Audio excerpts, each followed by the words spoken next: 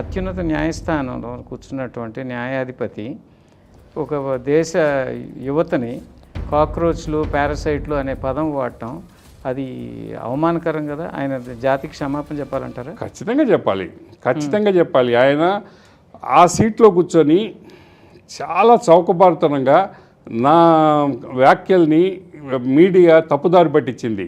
ఎవడో కార్పొరేటరు, ఎవడో ఒక ఎమ్మెల్యే చెప్తుంటారు, ముందేదో ఒక పిచ్చి మాటలు మాట్లాడేసి మీడియా వాళ్ళు నా గురించి నేను మాట్లాడింది తప్పు రాశారంటారు. అంత చీప్గా, అంత చౌకబారుతనంగా చీఫ్ జస్టిస్ ఆఫ్ ఇండియా మాట్లాడడం అనేది చాలా దురదృష్టకరం.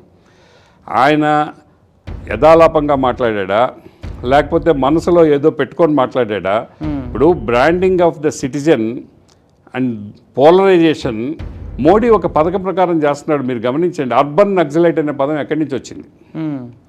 ఎవడైతే ప్రభుత్వాన్ని విమర్శిస్తున్నాడో మోడీ డైరెక్ట్గా నువ్వు అర్బన్ నక్సలైట్ అంటున్నావు. ఈ అర్బన్ నక్సలైట్ అని మోడీ ముద్రేసినోడికి ఏ సమాజం వాడిని సపరేట్గా చూస్తుంది, వేరుగా చూస్తుంది. విలేజ్డం లేకపోతే సంఘ బహిష్కారం చేయడం లేదు, కానీ సపరేట్గా చూస్తుంది. నిన్నటి వరకు అర్బన్ నక్సలైట్ పదం వాడారు, రేపటి నుంచి కాక్రోచ్ వాడతారు, పారాసైట్ వాడతారు. పారాసైట్ని నిర్మూలించడం అది ట్రీట్మెంటే తప్ప వైలెన్స్ కాదు అనే అభిప్రాయం ప్రజల్లో బలంగా నింపడానికి కొంత టైం పడుతుంది. ఆ టైంకి ఇది బిగినింగ్ ఏమో అనుకోవచ్చేమో.